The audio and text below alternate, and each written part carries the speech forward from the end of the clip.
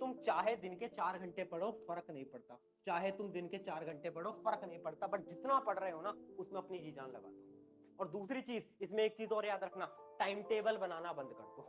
बहुत बड़ी स्टेटमेंट बोल रहा हूँ, टाइम टेबल बनाना बंद कर दो। बहुत सारे स्टूडेंट है जो कि डेली का टाइम टेबल बना के रखते हैं कि यार देखो आज तो मैं ये करूंगा, कल मैं ये करूंगा, परसों में ये करूंगा, तरसों में ये करूंगा। ये सबसे बड़ी मूर्खता है। क्यों? क्योंकि भाई सुन, तेरे एग्जाम पास आ चुके हैं, अब तेरे पास समय कम और तुझे बहुत सारा सिलेबस खत्म करना है। अब होगा क्या, इमेजिन कर आज तू, तेरा जो सिलेबस है वो खत्म नहीं हो पाया, तो तू सोचेगा यार मेरा तो आज का ही टाइम टेबल फॉलो नहीं हो पाया, मैं कल का कैसे करूंगा, परसों का कैसे करूंगा, और तुझे डिप्रेशन होगा, एंग्जाइटी होगा, और यहां से तू डीमोटिवेटेड हो जाएगा। तो बहुत बड़ी प्रॉब्लम है। इसका सोल्यूशन क्या है? इसका सिंपल सा सोल्यूशन है कि आपको डेली टारगेट्स को लिखना है। मतलब इमेजिन करो आज मैं सुबह उठा, सुबह मैं 4 बजे उठता हूं, मैंने सुबह 4 बजे उठते ही अपना पूरा डे का शेड्यूल लिख लिया कि आज मैं ये 4 टॉपिक करने वाला हूं, आज मैं ये 4 टॉपिक करने वाला हूं। क्या ये आपको क्लियर है? मुझे बस डेली सुबह उठते ही ये चीजें करनी है।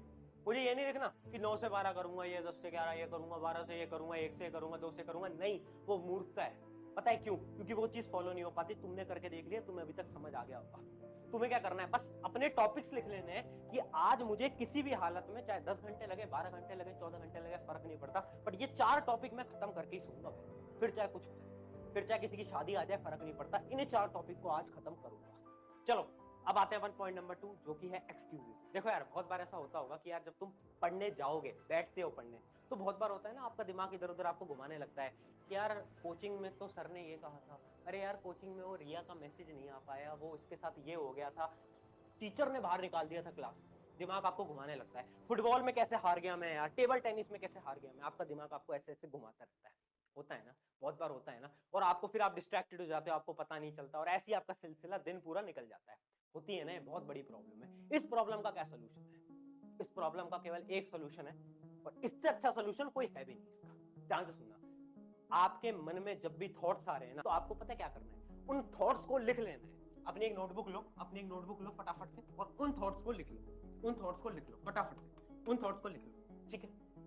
उन थॉट्स को लिख लो। जैसे इमेजिन करो, एक थॉट मुझे आ रहा है कि यार मेरे एग्जाम बहुत पास है, ये मुझे थॉट आ रहा है जिससे कि मैं डर रहा हूं बार बार जब भी मैं पढ़ने बैठा। एक थॉट है, आपने लिख लिया। एक दूसरा थॉट आपको ये आ रहा है कि मेरे दोस्त ने मेरे मैसेज का रिप्लाई नहीं करा, ये आपका दूसरा थॉट है। आपने दोनों थॉट यहां पर लिख लिए।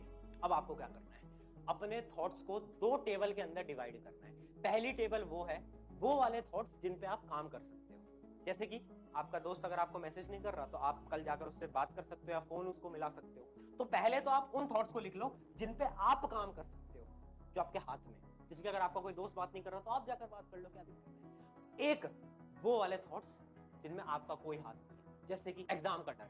अब एग्जाम का डर है, एग्जाम के डर में तुम कुछ कर नहीं सकते, तो उन थॉट्स को अलग लिख लो, उन थॉट्स को अलग लिख लो। अब जैसे ही तुमने इन थॉट्स को लिखा ना, तो वो वाले जो थॉट्स है ना जिन पे तुम कुछ कर नहीं सकते, तुम कुछ कर नहीं सकते, यहां पर जो तुमने लिखे, उन सबको मारो कैंसिल, और अपने दिमाग से उनको निकाल दो, tata bye bye goodbye कर दो। क्या बोल रहा हूं मैं सिंपल सी चीज बता रहा हूं, जो थॉट हमारे काम के नहीं है, वो थॉट हमें हमारे दिमाग से निकालने पड़ेंगे। निकलेंगे कैसे? उनको लिखो और उनको बोलो कि भाई ये वाले थॉट्स के लिए मैं कुछ कर नहीं सकता, इनके लिए मैं जरूर कर सकता हूं और इनके लिए मैं करूंगा, बट इनके लिए मैं कुछ नहीं कर सकता, ये मेरे दिमाग से निकल जाए। ऑटोमेटिकली आपके दिमाग से निकलने लगेंगे। तो याद रखना, ये जो एक्सक्यूजेस वाली प्रॉब्लम है ना, ये जो तुम्हारे मन के अंदर जो 4-5 थॉट्स निकलते रहते हैं, इन सारे थॉट्स को रिमूव करने का सिंपल सोल्यूशन है, उन थॉट्स को लिख लो और लिखकर एलिमिनेट कर दो अपनी जिंदगी। सिंपल सी। अगली स्ट्रेटेजी के ऊपर बढ़ते हैं, जो कि है हमारी distraction time. But distraction time को समझाने से पहले एक मेरी बात बहुत ध्यान से सुनना। देखो यार, एग्जाम का टाइम चल रहा है, तुम्हें भी पता है, मुझे भी पता है। इस समय पर बहुत बार ऐसा होता होगा ना कि कोई कॉन्सेप्ट है जो कि तुम्हें समझ नहीं आया। अब इमेजिन करो, रात के 10, 11, 12 बज रहे हैं, साइंस का या मैथ का कोई कॉन्सेप्ट है जो तुम्हें समझ नहीं आ रहा, तो तुम क्या करते हो? उस कॉन्सेप्ट को स्किप करके आगे बढ़ जाते हो। बट ये नहीं करना तुम्हें अब से। इसका एक सोल्यूशन आ गया है। सोल्यूशन क्या है? सोल्यूशन है फिलो ऐप। अब देखो, फिलो ऐप में इसलिए तुम्हें सजेस्ट कर रहा हूं ना, इमेजिन करो मुझे कोई कॉन्सेप्ट समझ नहीं आया, मैं क्या करूंगा, फिलो ऐप पे जाकर पोस्ट कर दूंगा, और 60 सेकंड्स के अंदर फिलो ऐप के जो ट्यूटर है वो मुझसे कनेक्ट हो जाएंगे। एंड यार देखो, इस ऐप के ऊपर जो ट्यूटर है ना, वो बहुत एक नंबर ट्यूटर है, बहुत फ्रेंडली ट्यूटर्स हैं, जो कि तुम्हें बहुत प्यार से समझाते हैं, अच्छी तरीके से समझाते हैं, जब तक कि तुम्हारा कॉन्सेप्ट क्लियर नहीं हो जाता। तो मतलब देखो, 1 to 1 तुम्हारा कॉन्सेप्ट क्लियर हो सकता है, वो भी केवल 60 सेकंड्स के अंदर। तो है ना बेहतरीन ऐप, लिंक मैं दूंगा डिस्क्रिप्शन में, जिससे कि तुम इस ऐप को जाकर डाउनलोड कर सकते हो प्ले स्टोर से।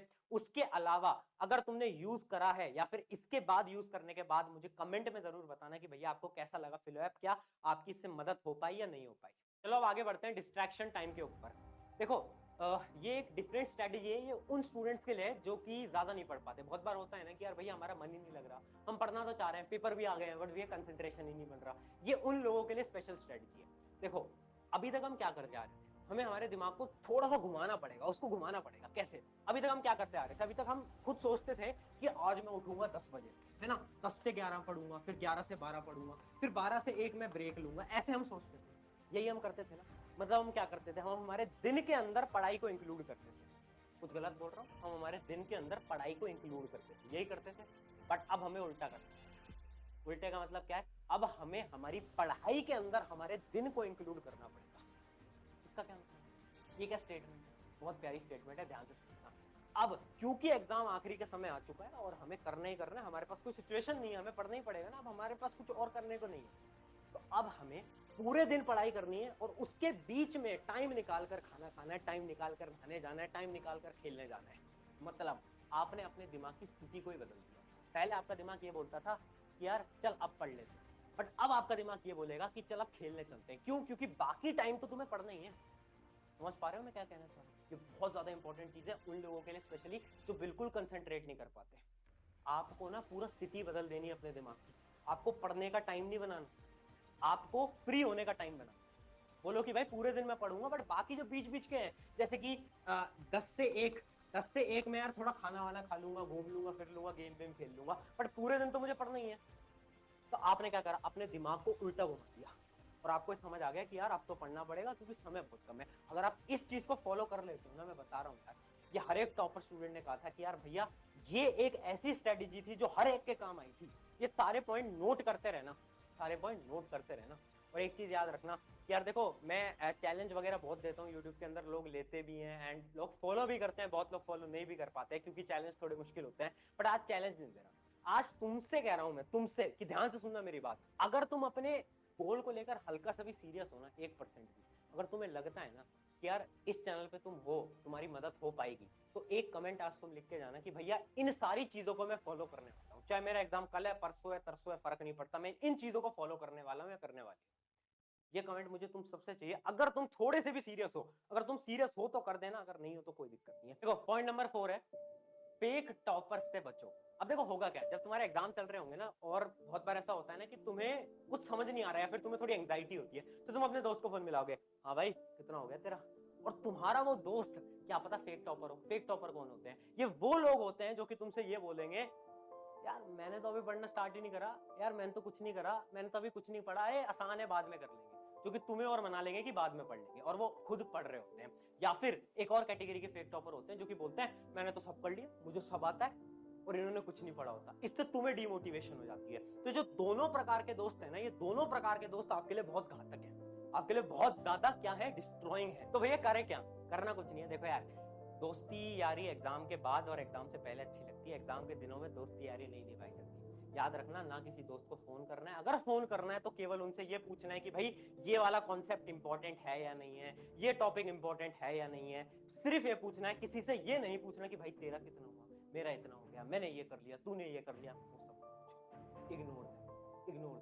साधु बनने का समय आ गया। याद है ना मेरी लाइन, साधु बनना पड़ता है। जब भी एग्जाम का समय होता है हमें डिस्ट्रैक्शन को भूल जाना पड़ता है। कौन दोस्त है कौन दोस्त नहीं है फर्क नहीं पड़ता, इस समय पर केवल एक दोस्त है, तुम्हारी किताबें, तुम्हारा ये फोन जिससे कि तुम पढ़ रहे हो। अब फिफ्थ जो पॉइंट है ना, वो बहुत यूनिक है। मैंने ना कई स्टूडेंट्स को देखा है जिनको मैं IIT जेईई की प्रिपरेशन भी करा रहा था ना, तो कुछ बच्चे ऐसे होते हैं जिनका सिलेक्शन नहीं होता। देखो ये रियलिटी है, मेरे भी बहुत स्टूडेंट्स हैं जिनका सिलेक्शन नहीं हुआ, क्या कर सकते हैं। तो मैंने उनसे पूछा कि यार तुमने पढ़ा सब, तुमने मेहनत भी पूरी करी, बट ऐसा क्या हुआ कि तुम्हारे पेपर में सिलेक्शन नहीं हो पाया? तो उन्होंने मुझे पता क्या बात बताई? उन्होंने मुझे बात बताई कि भैया पेपर में आता सब था, बट जैसे ही पेपर में बैठे दिमाग ब्लैंक, डर लगने लगा और दिमाग इधर उधर घूमने लग गया और हमें अजीब सी एंग्जाइटी होने लग गई और हम पेपर के अंदर कुछ करके नहीं आ पाए। तुम्हारे साथ भी होता होगा। तो पॉइंट नंबर 5 क्या है? Paper trick. देखो यार, आपको एक चीज याद रखनी है, ये आपकी लाइफ है, ये आपका एग्जाम है। मतलब लाइफ हमेशा एग्जाम से बड़ी है। इस चीज को अपने दिमाग में घुसा लो। जिस दिन तुमने अपने एग्जाम को अपनी लाइफ से ऊपर मान लिया ना, उस दिन एग्जाम के अंदर जब तुम बैठोगे ना, तुम्हें इतना डर लगेगा, इतनी एंग्जाइटी होगी और तुम पेपर नहीं लिख पाओगे। तो सिंपल सी बात है यार, हम जब भी पेपर लिखने बैठ रहे हैं ना, तो हमारा माइंड बहुत शांत होना चाहिए। और उसके लिए हमें क्या फॉलो करना है? सिंपल सी ट्रिक है। ट्रिक ये बोलती है कि हमें नींद लेनी है। एग्जाम से पहले एटलीस्ट 6 घंटे सो के आना है। अगर 6 घंटे नहीं सो के आ रहे तो भैया डर तो लगेगा ही। 6 घंटे सो के आना है। और दूसरी चीज, अगर एग्जाम के बीच में एंग्जाइटी हो, कुछ चीजें आप भूलने लगो और आपको डर लगने लगे, होता है ना कभी कभार पेपर मुश्किल आ गया, डर लगने लग जाता है, ऐसा लगता है कि यार क्या करें, तो उसके लिए सिंपल सी ट्रिक बोलता हूं मैं, ब्रेथ कंट्रोल। ब्रेथ कंट्रोल क्या होता है? 30 सेकंड के लिए केवल ऐसा करना है, आंख बंद करना, और आप जो सांसें ले रहे हो ना, जो आप ब्रीथ इन ब्रीथ आउट कर रहे हो, उसको खुद एनालाइज करो कि आपकी बॉडी कर क्या रही है। ब्रीथ इन ब्रीथ आउट, ब्रीथ इन ब्रीथ आउट, केवल 30 सेकंड के लिए आपको क्या करना है? एनालाइज करना है, देखना है, बस खुद को सुनना है कि यार ब्रीथ इन ब्रीथ आउट, ब्रीथ इन ब्रीथ आउट। ये आप करोगे, ऑटोमेटिकली वो जो प्रॉब्लम है ना, जो स्ट्रेस वाली, एंग्जाइटी वाली, और भी जितनी आपकी प्रॉब्लम होती है, पेपर देख के डर लगने लग जाता है, ये सारी प्रॉब्लम खत्म हो जाएगी। तो ये थे आपके 5 तरीके। 5 अगर इन तरीकों को